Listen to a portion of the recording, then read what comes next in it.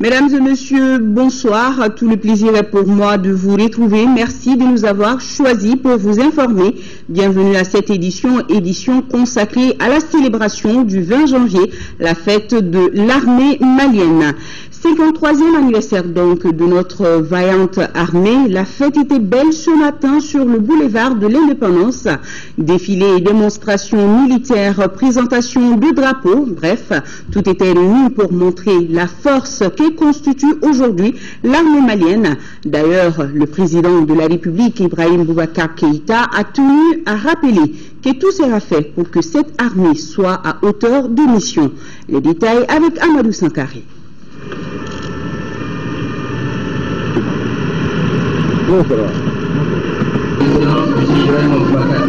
Président de la République du Mali, chef suprême des armées. C'est sur une distance de plus d'1 kilomètre que s'est déroulé cet imposant défilé. L'assistance a vu passer successivement les différents corps des forces armées et de sécurité.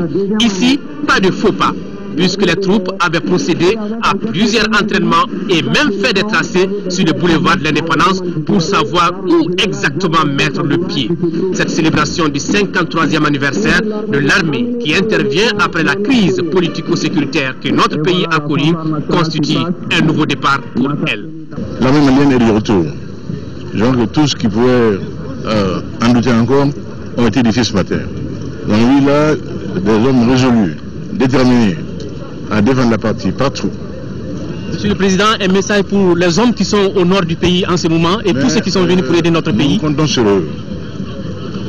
Ils sont l'espoir du Mali. Et qu'ils sachent que nous ferons tout pour qu'ils soient dans les meilleures conditions de servir ce pays-là. Tout, je dis bien tout. Inch'Allah. Le top départ est donné pour la refondation. C'est évident, c'est clair.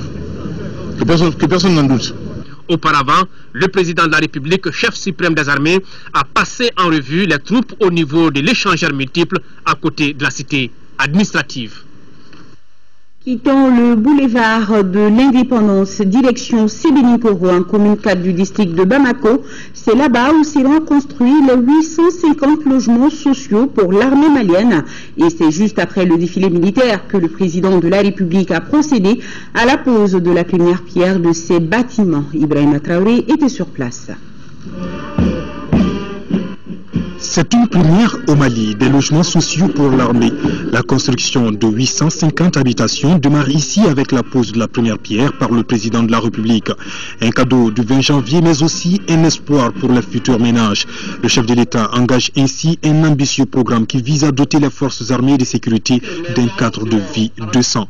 J'ai toujours été indigné des conditions faites à nos soldats, à ceux qui servent la patrie, au risque de leur vie. Visitant Kati, nouveau chef du gouvernement en 1994, tout le Mali a vu mon indignation et mon émotion vive. Et c'est de là qu'est partie la première idée de l'ordre de programmation militaire. Je suis dans cette même veine aujourd'hui et que le gouvernement est tenu à mettre de manière prioritaire ce programme dans ces activités met un grand soulagement. Et vivement que ces maisons soient terminées, que nous ayons un nouveau quartier avec des familles de militaires à l'aise et en confort, comme ils le méritent, comme ces familles le méritent. Et je pense que ce n'est qu'un devoir de la nation auquel nous avons sacrifié ici ce matin avec bonheur. Vivement d'autres chantiers dans d'autres régions du Mali, que l'ensemble national soit couvert de sites de ce genre au profit des forces armées et de sécurité. La construction de ces logements sociaux s'effectue dans le cadre d'un partenariat public-privé entre l'État et la CIFMA. Ces logements seront bâtis en deux types. Les travaux dureront entre 14 et 16 mois. Il s'agit de faire un aménagement urbain et un pôle de développement en réalisant tout ce qu'il y a comme commodité, voirie, assainissement, apport de l'électricité, amener de l'eau potable et maintenant réaliser les bâtiments. Il y a deux types de maisons, c'est-à-dire des F3 qu'on appelle deux chambres, communément deux chambres et un séjour, c'est-à-dire un salon et une salle à manger, et des F4 et 3 chambres plus un séjour, c'est-à-dire salle à manger plus coin et repas. Le coût total de la réalisation des bâtiments n'a pas été précisé. Autre fait marquant de la cérémonie, la remise des couleurs nationales au président de la République par les enfants.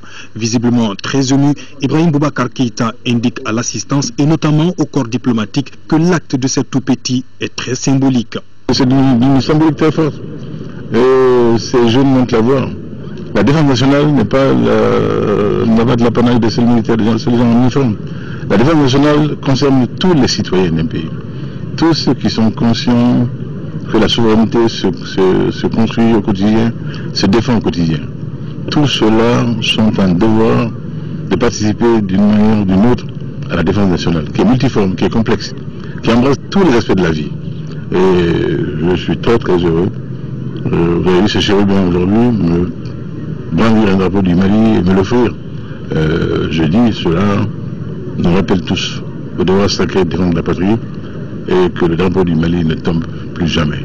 Et le président de la République d'inviter ses compatriotes à plus de patriotisme pour bâtir le Mali nouveau. Le chef de l'État a eu droit enfin à un agréable bain de foule très encadré par les forces de sécurité.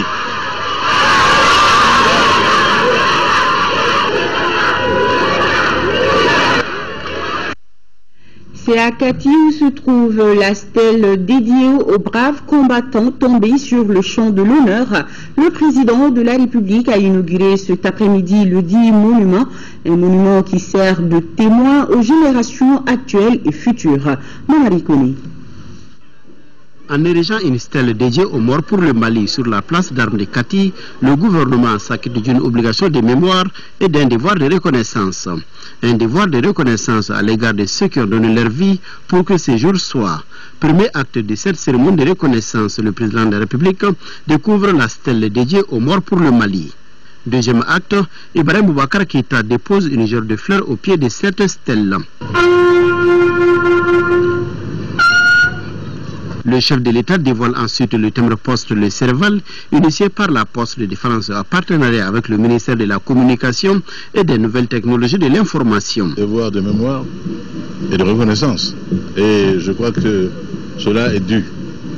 Quand des hommes ont donné leur vie pour servir la patrie, je crois qu'en retour, ces hommes-là méritent que l'on se souvienne d'eux pour l'éternité. Que les générations sachent ce qui a été fait par ces sacrifices, par ces hommes-là pour le Mali. Pour le ministre de la Défense et des anciens combattants, la symbolique de la date du 20 janvier s'est enrichie au fil de notre histoire pour atteindre un contenu désormais universel. Nous rendons donc hommage en ce jour aux résistants tombés lors de la conquête coloniale, aux héros inconnus de la lutte pour l'indépendance du Mali, aux défenseurs de l'intégrité territoriale et de l'unité nationale, aux soldats maliens et étrangers tombés pour la libération des régions du nord de notre pays. Depuis plus de 5 décennies, notre pays participe à des missions de maintien de la paix en Afrique et hors du continent. De 1960 à tout récemment, le Mali a fourni plus de 2000 hommes, militaires, gendarmes et policiers, qui ont été déployés du Congo à Haïti, en passant par l'Angola, le Burundi, la Centrafrique, le Darfour, la Guinée-Bissau, le Libéria, le Rwanda et la Sierra Leone. Le ministre de la Défense et des anciens combattants s'est également réjoui de la contribution de la communauté internationale pour le retour de la paix au Mali. Par un juste et éloquent retour de l'histoire, nous avons eu droit à un engagement total de la part de nos amis quand nous avons été à notre tour confrontés à une terrible tragédie. Pour la libération des régions du Nord, pour le rétablissement de son intégrité territoriale, pour la sécurisation de ses populations, notre pays a bénéficié d'une solidarité internationale d'une ampleur exceptionnelle à travers la MISEMA, les forces armées tchadiennes en intervention au Mali, la MINUSMA et Serval. Nos pensées vont en cet instant aux valeureux combattants amis tombés lors des affrontements et dont le sacrifice scelle à jamais un pacte de sang entre nos peuples. Pour conclure, le ministre Soumaïlou Bouboué Maïga dira que les forces armées maliennes sont totalement mobilisées pour assumer les exigences impératives et immuables que sont la défense et la préservation de l'intégrité territoriale. Revenons sur le boulevard de l'Indépendance pour ceux qui ont pu suivre l'événement En direct ce matin sur l'ERTM, vous avez sûrement constaté la solidarité internationale avec le défilé des troupes étrangères aux côtés des FAMA. Il s'agit de la force Serval, de l'EITM et de la MINUSMA. Plusieurs invités, dont certains venus spécialement pour l'occasion, saluent la renaissance et la reconstruction de l'armée malienne prônée par le président de la République. Mohamed Diarra nous en dit plus.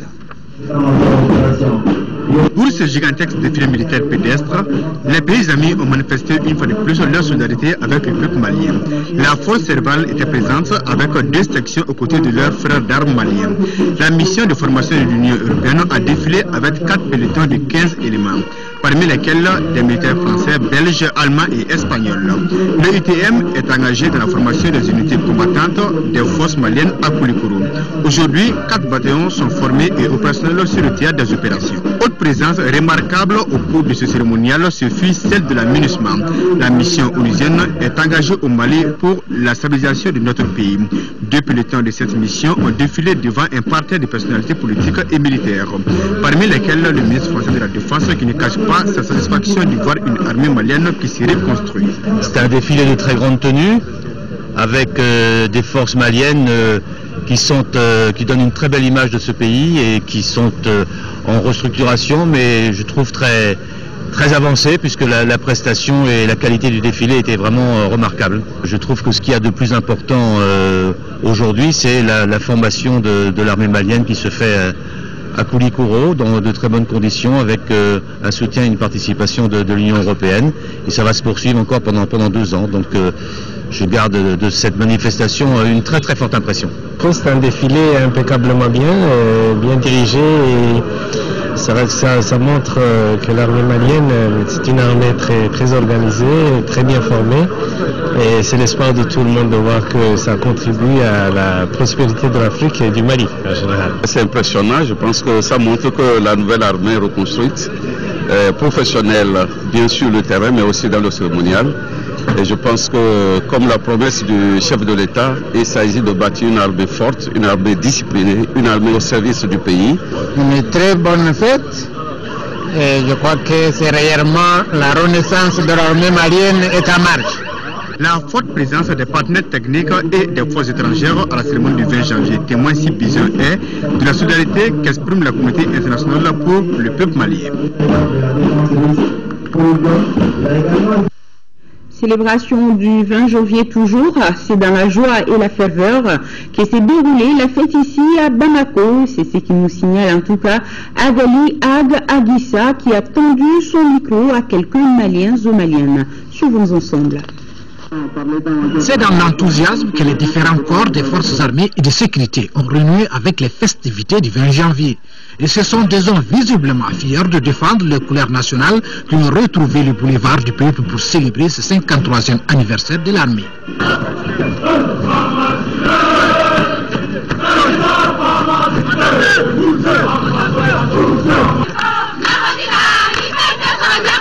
La fête du 20 janvier, ça se passe très bien. Nos autorités ont tout mis en œuvre pour que la fête soit très belle. Bon, ça a été très bien passé et ça va. Nous sommes très fiers d'avoir participé à ce grand défilé qui était l'honneur des forces armées maliennes.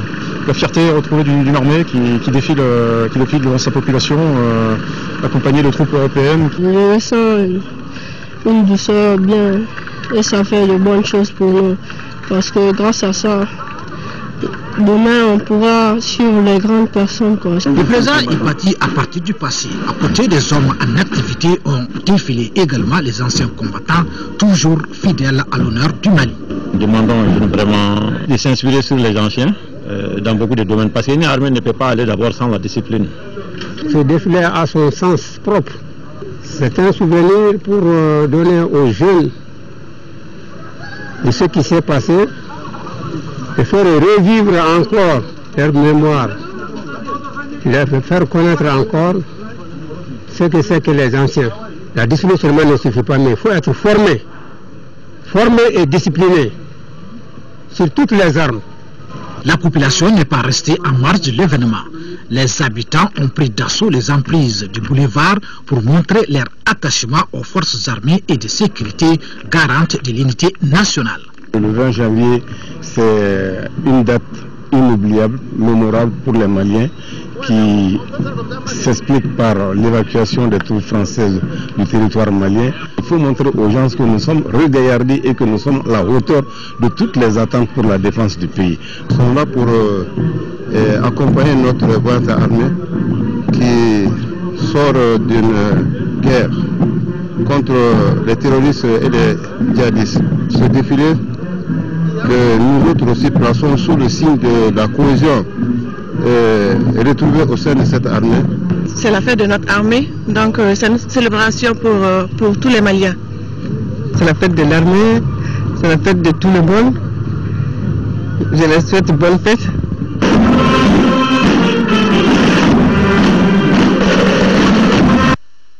Et maintenant, un focus sur le caporal Fatoumata Sy. Cette femme soldat a défilé ce matin parmi les 4700 militaires et paramilitaires. Comment a-t-elle préparé l'événement et comment a-t-elle évacué le stress avant d'entrer en scène?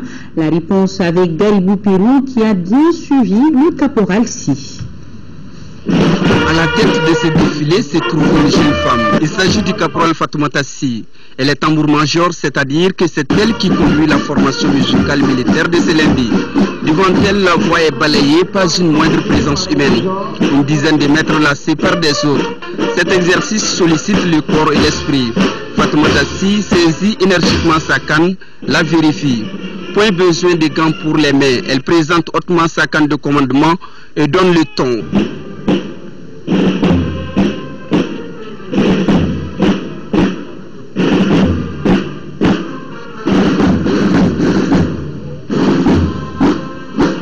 C'est le défilé militaire du 53e anniversaire de l'armée malienne. Les pas bien cadencés, direction bien précise, ils sont 4700 militaires à défiler à son rythme. Elle manie la canne merveilleusement au milieu des répertoires musicaux. Arrivée au niveau de la tribune présidentielle, elle mesure toute l'importance de ces gestes, car ici, aucun geste inapproprié n'est toléré. Il faut donc réussir cette étape. Elle tourne à droite et rend ses honneurs au président de la République, chef suprême des armées, tout en gardant la précision de ses gestes. Une dizaine de pas plus loin, le tambour-major tourne à gauche, coupe le ton et s'arrête à tout court. Quelle science, quelle précision. Civils et militaires se sont rendus compte que le métier tambour-major exige un génie, un certain savoir-faire.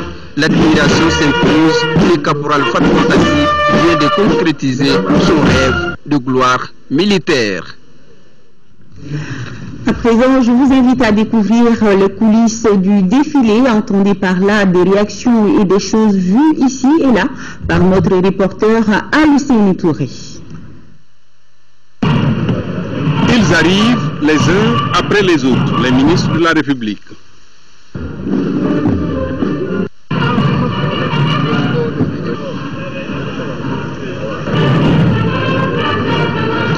Plus tard, le premier d'entre eux, enfin, le président de la République. Et la fête pouvait commencer. L'organisation était soigneusement menée. Les véhicules officiels sont bien rangés. Pourtant, vers 9 h encore, les spectateurs se faisaient attendre. En attendant, Madame ravissait la vedette. Munie de son drapeau, elle avait également accroché à son cou le portrait de 2 personnalités. Allez savoir pourquoi. Le boulevard sera pourtant occupé un quart d'heure plus tard et l'on pouvait déjà enregistrer les premières réactions. Le 20 janvier, c'est une fête nationale pour les armées, mais pour nous aussi, nous sommes fiers de notre armée. Et aussi, c'est la fierté du Mali aussi. Aujourd'hui, on est tellement contents. Le 20 janvier, c'est une fête nationale. C'est une fête qui permet à la population civile d'évaluer la force de leur armée. Et c'est un peu satisfaisant pour tout le monde. Parce que quand on assiste à cette fête-là, on a encore plus confiance à nos forces armées. Et en ce moment, on est face à la vérité. Dans l'armée, il y a aussi un personnel de santé qui veille sur les troupes qui défilent. Femmes, jeunes et vieux saluent l'organisation de ce 53e anniversaire de la fête de notre armée nationale. C'est trop content, on est très heureux pour le moment. Les autres années, on n'avait pas fêté le bon, parce qu'il y avait la crise, vraiment. On cherchait des solutions pour le moment. venu voir mes amis qui sont en train de défiler. Ça m'a très content parce que ça m'a plu. Je souhaite bonne chance et heureuse année à l'armée malienne. Ceux qui n'ont pas fait le déplacement pouvaient suivre l'événement de bout en bout grâce aux médias. L'ORTM était bien sûr en première ligne. Au perché, sur les côtés du boulevard ou au milieu de la foule, tous les angles sont bien exploités pour une couverture intégrale. Un mot sur l'appui des forces étrangères au Mali, revenons sur le discours du chef de l'État Ibrahim Boubacar Keïta. Vous le savez, le président de la République s'est adressé hier à la nation à l'occasion de la fête de l'armée. Pour lui, aucun pays pris séparément ne peut venir à bout des défis sécuritaires auxquels le Sahel est confronté. C'est pourquoi des accords de coopération militaire seront bientôt signés avec d'autres États pour l'intérêt de notre pays et du Sahel. On l'écoute. La géopolitique de 2014 est loin d'être celle des années d'indépendance, hélas. Par nos fautes, nos errements, nos manquements, notre outil de défense s'est affaibli, et singulièrement affaibli. Pour un pays vaste comme le Mali, un pays comme le Mali qui est confronté à des défis multiformes, de menaces nouvelles, également multiformes, il est besoin aujourd'hui de solidarité, de temps de formation, de temps de mise à niveau, de temps d'aguerrissement des forces. Cela est indéniable. Et parce que aucun de nos pays pris séparément ne peut venir aujourd'hui à bout des défis auxquels le Sahel est confronté. Et parce que l'avenir peut être encadré par un accord qui lie les parties prenantes, rendant ainsi prévisibles les actions attendues.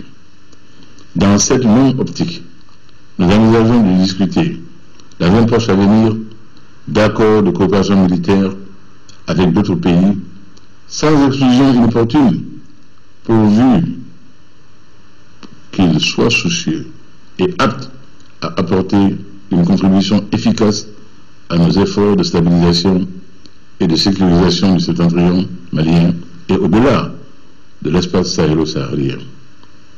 Les accords de coopération militaire en discussion ou à venir ne tiendront compte que de l'intérêt du Mali, de tous les intérêts du Mali et des Maliens, tout en renforçant nos capacités et celles de nos partenaires à faire face à l'insécurité structurelle de l'espace sahélo-saharien.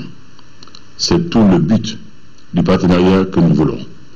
Je ne suis pas venu pour vous tromper, je ne suis pas venu pour manquer et à l'espérance qui a présidé à votre choix. Je suis venu pour vous servir avec loyauté, avec fermeté, avec détermination, avec constance. Je resterai toujours loyal et je saurai compter sur votre sens national pour m'accompagner, pour me tenir debout dans le vent, dans la tempête, au nom de notre nation, pour la défense de la dignité et de son honneur. Le chef de l'État a également souligné que la réforme structurelle de notre armée est en œuvre. Selon Ibrahim Boubacar Keïta, une loi de programmation militaire 2014-2018 sera bientôt adoptée, une loi dont le début de mise en œuvre permettra de consacrer la montée en puissance de notre outil de défense. La réforme structurelle de notre armée est en œuvre. Je veillerai personnellement à sa conduite pour qu'elle atteigne son point d'achèvement, à savoir cette belle ambition de restructurer les forces armées et les services de sécurité en vue d'en faire des forces républicaines respectueuses de l'État de droit, dédiées à la sécurité et à la protection du citoyen malien et de ses biens, d'en faire le rempart de la démocratie au lieu d'être son ventre mou. Il s'agira alors d'engager sur des bases consensuelles une profonde réforme structurelle pour assainir et organiser l'environnement de notre sécurité. De celle-ci, nous devons maîtriser les paramètres majeurs. Et notre défi immédiat de génération est de ramener l'outil à une taille qui réponde à nos besoins pressants, de reconquête totale et de contrôle souverain du territoire national dans son intégralité, de tout le territoire national, de chaque centimètre carré du territoire malien. Ni enclave, ni zone grise, mais le Mali dans ses frontières internationalement reconnues et respectées. D'où la réorganisation envisagée visant à très court terme à doter nos armées et services des capacités indispensables en complémentarité avec les dispositifs de l'aménagement et de Serval, entre autres. Il nous faut, en effet, et sans délai, des soldats, des policiers, des gardes et des gendarmes capables, bien équipés et prêts à répondre à l'appel du pays. Cela, dans un contexte où les ressources humaines et matérielles seront gérées de manière optimale, conformément aux normes de la gouvernance vertueuse, sans laquelle il n'y a pas d'issue pour un Mali qui rêve de retrouver sa grandeur aujourd'hui contrariée. À cet effet, sera adoptée une loi de programmation militaire 2014-2018, dont le début de mise en œuvre permettra de consacrer la montée en puissance de notre outil de défense sur les 5 prochaines années. Notre vision sera celle de la sécurité humaine avec les citoyens, nos citoyens au départ, au centre et à l'arrivée. Se retrouveront alors dans ce cadre tous les acteurs engagés dans la provision des services liés à la sécurité, société civile, médias, leaders d'opinion, communicateurs, chefs traditionnels et religieux, femmes et jeunes, représentants de communautés. Car je suis conscient qu'après l'expérience que nous venons de vivre, nous ne pourrons pas faire l'économie d'un large débat sur les problématiques de défense et de sécurité des citoyens, des communautés, des terroirs, des régions et de la République. Voilà, mesdames et messieurs, ce qu'on pouvait dire ce soir sur la célébration du 20 janvier, la fête de l'armée malienne ici à Bamako. Demain, nous reviendrons sur la célébration de cette fête dans nos régions. Notez également qu'aujourd'hui, on célébrait le baptême de la naissance du prophète Mahomet, paix et salut sur lui. Le président de la République a pris part cet après-midi dans la famille d'Alassane Bata à Kinzambrou à la célébration du Maoul 2014. Cette cérémonie religieuse organisée par l'association des ressortissants de Tombouctou a été marquée par la lecture du Coran, des prières et des bénédictions pour la paix au Mali, occasion saisie par les ressortissants de réaffirmer au chef de l'État leur soutien. Plus de détails dans nos prochaines éditions avec Abdraman Maliga. Et ce décret numéro 2014-0029 PRN du 17 janvier 2014 portant convocation de l'Assemblée nationale en session extraordinaire, le président de la République, vu la Constitution, vu le décret numéro 2013-720 PRN du 5 septembre 2013 portant nomination du Premier ministre, à la demande du Premier ministre décrète. Article 1er. L'Assemblée nationale est convoquée en session extraordinaire le 22 janvier 2014. Article 2. L'ordre du jour de cette session extraordinaire comporte les points suivants. 1. Élection du président de l'Assemblée nationale. 2. Examen du règlement intérieur de l'Assemblée nationale. 3. Élection des membres du bureau de l'Assemblée nationale.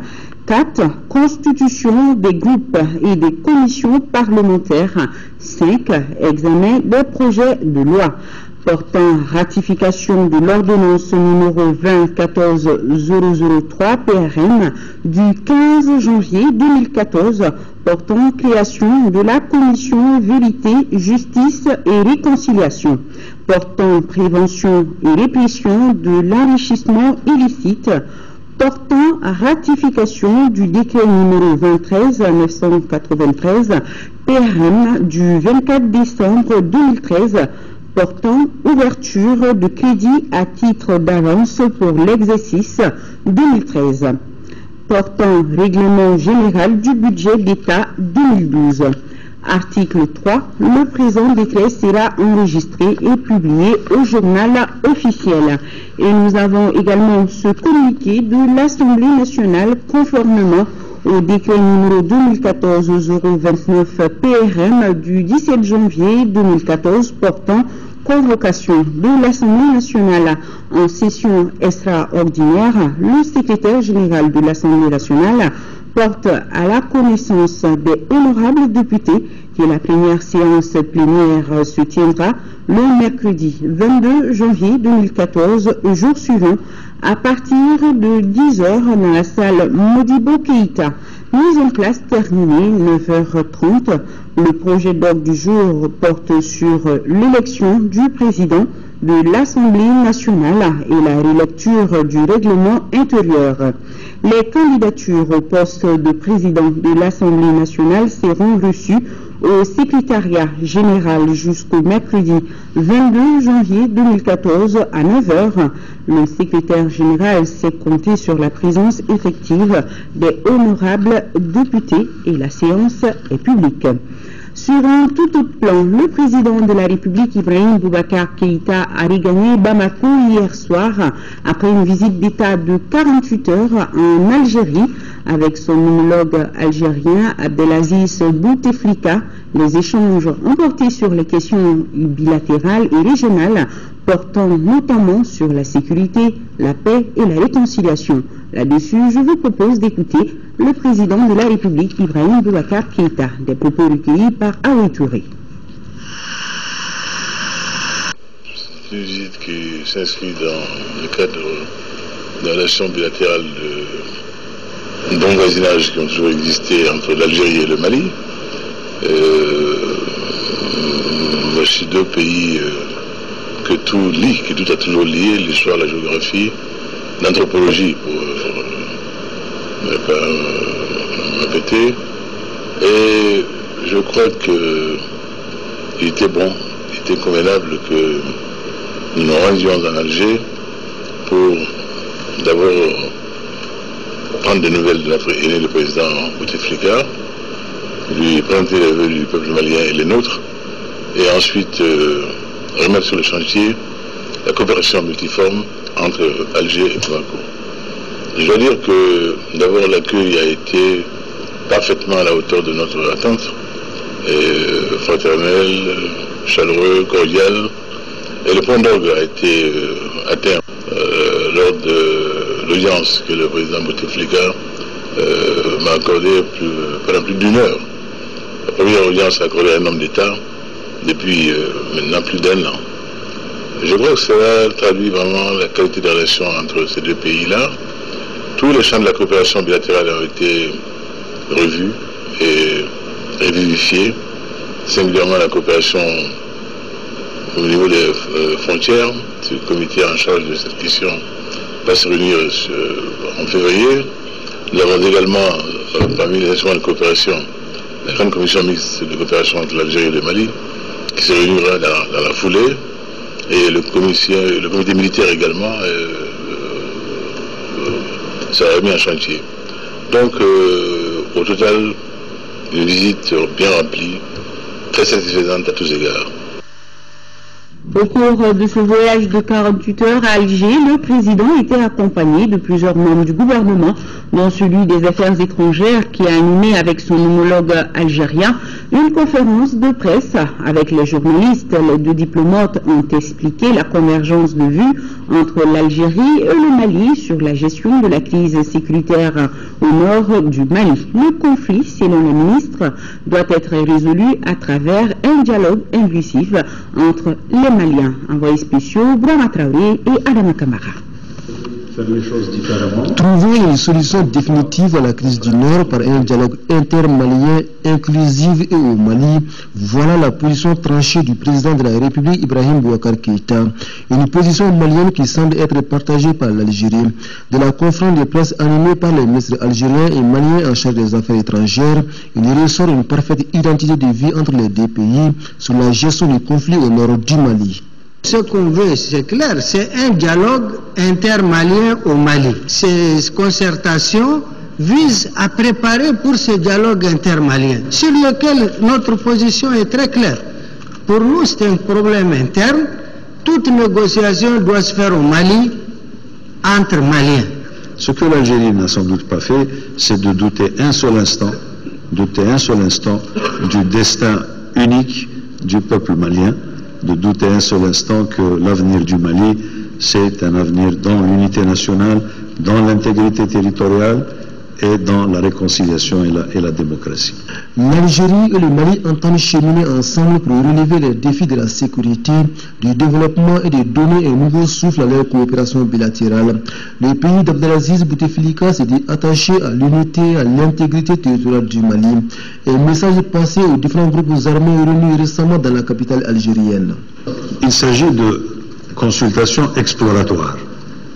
Nous n'en sommes donc pas arrivés à la phase où nous dirions que le dialogue intermalien est bel et bien relancé.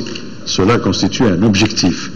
La relance du dialogue intermalien qui, selon nous, comme selon le gouvernement malien, devrait être abrité par la capitale du Mali, qui est Bamako. Premier point donc, discussion exploratoire qui, si vous me permettez une évaluation algérienne, discussion exploratoire qui aura été très positive de notre point de vue. Elles sont également prometteuses. Elles constituent une première étape, d'autres étapes vont suivre.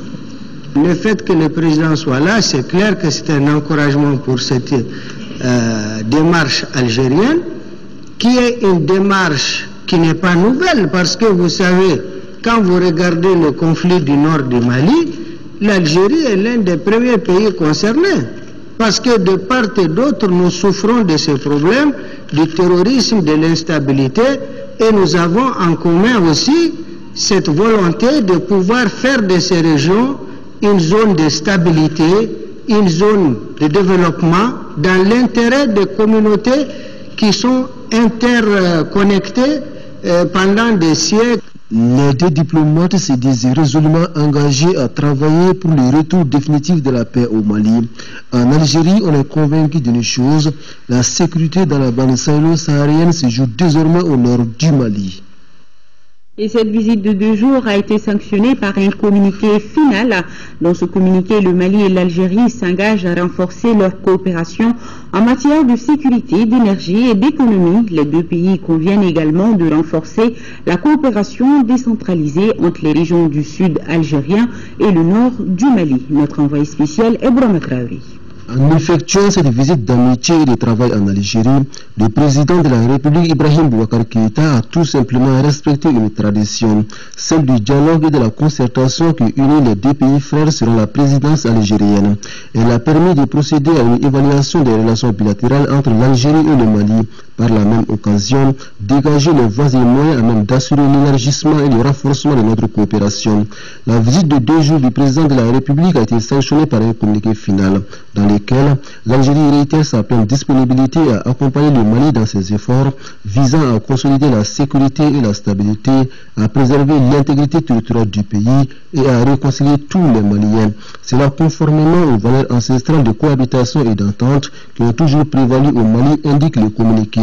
C'est dans ce cadre que les autorités algériennes ont engagé des efforts en vue de contribuer aux démarches en cours de la communauté internationale pour promouvoir un dialogue national inclusif, dans le respect des règles de transparence, de loyauté et d'efficacité, précisent les textes. Les deux pays conviennent de renforcer la coopération décentralisée entre les régions du sud algérien et le nord du Mali.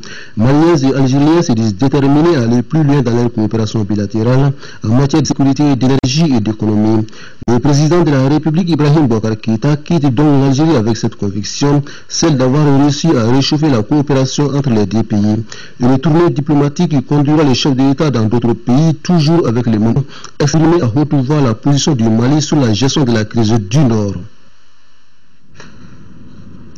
C'est demain, mardi 21 janvier 2014, que notre pays abrite la deuxième Assemblée générale du réseau des compétences électorales francophones.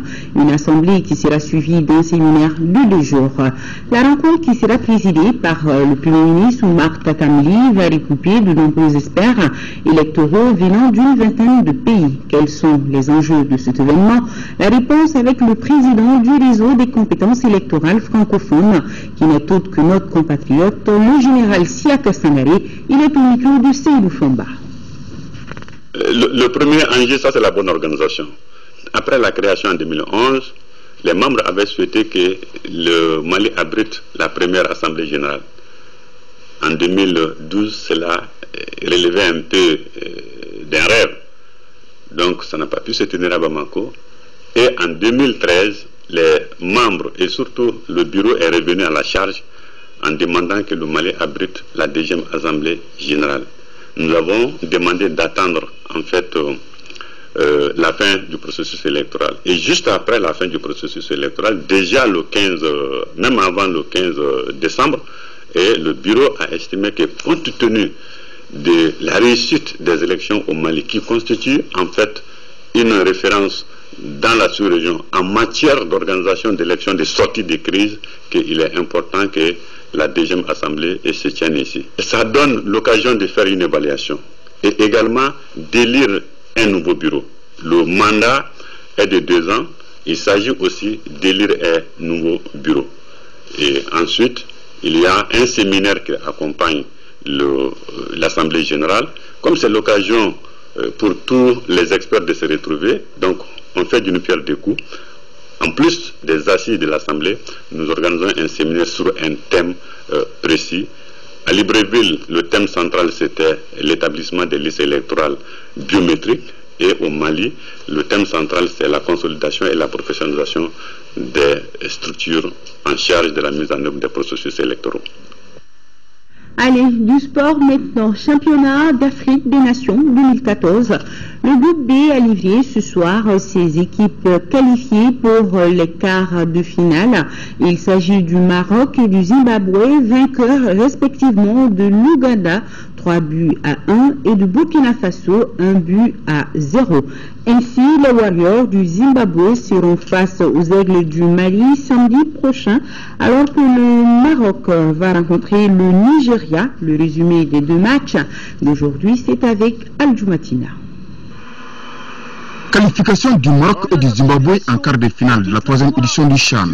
Pour ce faire, il a fallu aux Lions de l'Atlas du Maroc et aux Warriors du Zimbabwe de se battre jusqu'au bout lors de la 3e journée des matchs de poule contre l'Ouganda et le Burkina Faso dans le groupe C. Les Marocains opposés aux Ougandais ouvrent le score à la 29e minute par Rafik, mais les Ougandais auront le mérite d'égaliser à la 60e minute par Junior Yunus avant de sombrer par la suite, puisque les Lions de l'Atlas marqueront 2 autres buts par Yajou et Wadi. Avec ce score de 3-1, le Maroc se classe premier avec 5 points plus 2, suivi du Zimbabwe 5 points plus 1, qui obtient sa qualification après sa victoire d'1-0 sur le Burkina Faso. Une réalisation de Mbabar à la 57e minute. Les Zimbabwéens seront ainsi l'adversaire des Aigles locaux en quart de finale, prévu ce samedi à 18h30 minutes. Auparavant, en premier quart de finale, le Maroc affrontera le Nigeria. Et vous pourrez suivre en différé après ce journal le match Zimbabwe-Burkina Faso et dès le matin Maroc-Ouganda. Coup d'œil sur le match d'hier, vous le savez déjà, les Aigles du Mali ont décroché leur billet pour les quarts de finale du CHAN en battant le Mozambique 2-1. Cette brillante qualification des nôtres a été saluée par les autorités. Retour sur le match Mozambique-Mali avec Sylvain Sissi. Les Aigles locaux du Mali en quart de finale du CHAN. C'est une première en 2 participations. Cette cuvée amenée par Djibril Dramé vient de frapper un grand coup en battant le Mozambique 2-1. Ibrahima Sidibé 48e et Idrissa Namaleko Traoré dans le temps additionnel sur penalty ont marqué pour les Aigles. Ceux-ci ont répondu au Mozambicain Josimar Marquez à la 39e minute. Score final 2-1 pour le Mali. Oui, je dis, nous, on est venu, c'est pas seulement pour le quart. On est venu pour avoir le sacre. On est là, chaque match, c'est une petite finale pour nous. Donc, on va se battre jusqu'au bout. Le bout, c'est la finale. Donc, nous, on va se battre, que ce soit le quart ou le demi-finale, on va se battre jusqu'à la finale. Nous venons d'atteindre un premier objectif. Il nous reste encore 3 autres objectifs qui, il faut le reconnaître, s'annoncent durs, mais on va rester concentré et préparer sérieusement. N'oubliez pas aussi qu'on était dans une poule extrêmement difficile, avec des grandes nations comme le Nigeria, l'Afrique du Sud, qui n'ont pas été du tout faciles à gérer. Je pense qu'aujourd'hui, il y a un problème de fatigue qui quand même mérite, à notre niveau, d'apporter quand même beaucoup de corrections afin de pouvoir bien continuer dans la compétition. À son retour d'Alger, le président de la République, Ibrahim Boubacar Keïta, a tenu à féliciter les Aigles pour cette qualification en quart de finale et leur souhaiter bonne continuation. Je veux féliciter l'équipe nationale, lui dire que le football aujourd'hui est devenu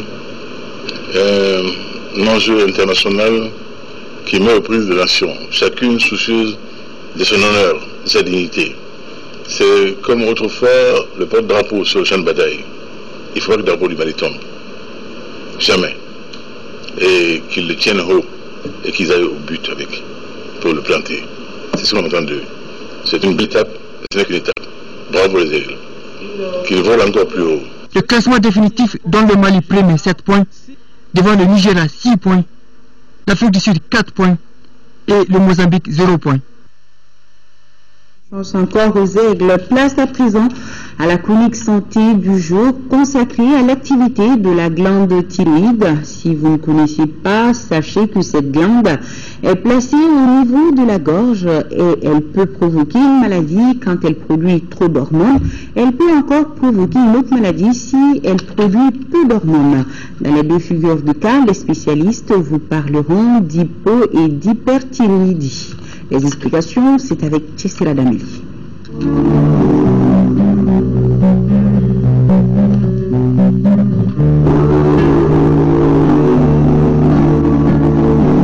La thyroïde est une glande située ici dans la partie avant du cou sous la paume d'Adam.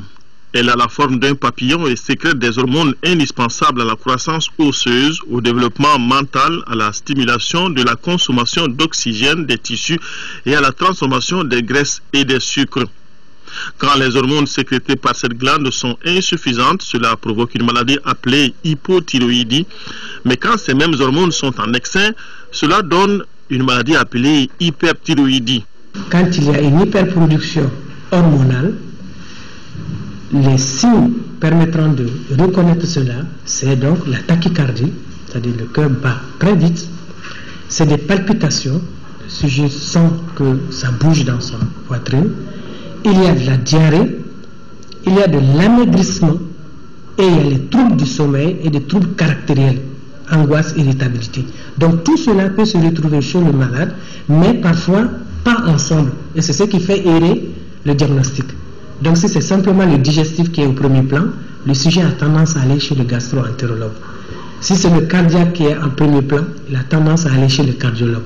Mais tout vient de là. Et tant qu'on ne traitera pas la thyroïde, ces symptômes ne disparaîtront jamais. Mais est-ce qu'il y a des symptômes physiques aussi? Ces symptômes physiques, c'est essentiellement l'augmentation du volume de ce corps thyroïde. Et c'est son augmentation du volume qui fait qu'on l'appelle goitre. Le deuxième élément, dans certaines formes, dans ce qu'on appelle la maladie de Basedow, qui est une forme particulière, il y a l'exophthalmie, c'est-à-dire les yeux de la personne sortent. Dans le monde, l'hyperthyroïdie touche environ 2% de la population contre 1% pour l'hypothyroïdie. Par ailleurs, 80% des personnes souffrant de ces maladies sont des femmes. Ces deux affections s'expliquent par un faisceau de causes, parmi lesquelles le terrain génétique qui fait que tout le monde, dans les mêmes conditions, ne développera pas une hypothyroïdie ou une hyperthyroïdie. La composante génétique est là, mais aussi parfois des facteurs environnementaux, tels que les stress qui peuvent être un facteur déclenchant de certaines hyperthyroïdies. Mais dans le contexte de l'hypothyroïdie, par contre, qui est l'hypofonctionnement de la glande, ça peut être une absence d'iode, une insuffisance d'iode dans l'alimentation. D'où la politique nationale d'iodation des aliments du sel pour essayer d'endiguer cette partie hypothyroïdie. La prise en charge de l'hyperthyroïdie et de l'hypothyroïdie se fait correctement au Mali. En fonction de leurs causes et de leurs manifestations, les spécialistes associent prise d'hormones et opération chirurgicale du goitre, une des manifestations physiques de la maladie. Quand on prend l'hyperthyroïdie, qui est donc l'hyperfonctionnement de la glande, normalement, on doit freiner cet hyperfonctionnement. Donc, ce freinage peut se faire par des médicaments qu'on appelle des antithyroïdiens de synthèse. Certains peuvent poser quelques problèmes à certaines personnes, on peut ne pas pouvoir le supporter, ou bien la chirurgie, ou bien l'iode radioactive. Donc, nous, présentement au Mali, nous avons surtout les médicaments, et quand on stabilise la personne, on peut aller au versant chirurgie. Le chirurgien joue un rôle central dans le traitement des goitres. Il joue un rôle de diagnostic pour reconnaître le goitre, parce qu'il y a plusieurs types de goitres, mais également pour traiter le goitre, parce qu'il y a des goitres qui sont traités médicalement, mais qui terminent par la chirurgie, qui arrive donc à enlever le goitre.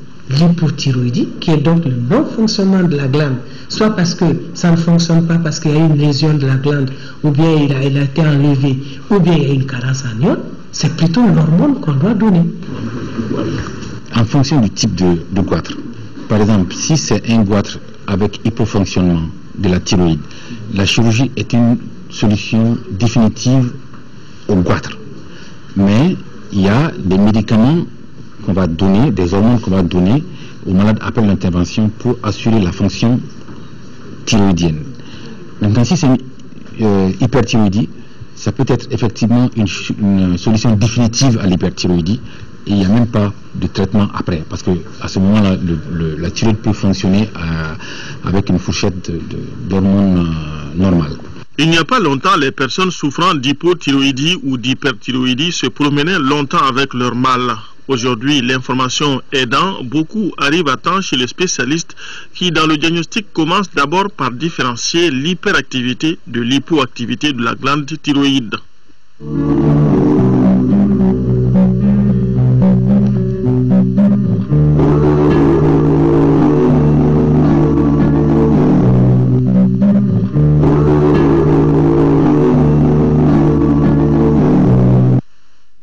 Point final à ce journal. Tout le plaisir était pour moi de vous le présenter. Grand merci à vous qui l'avez suivi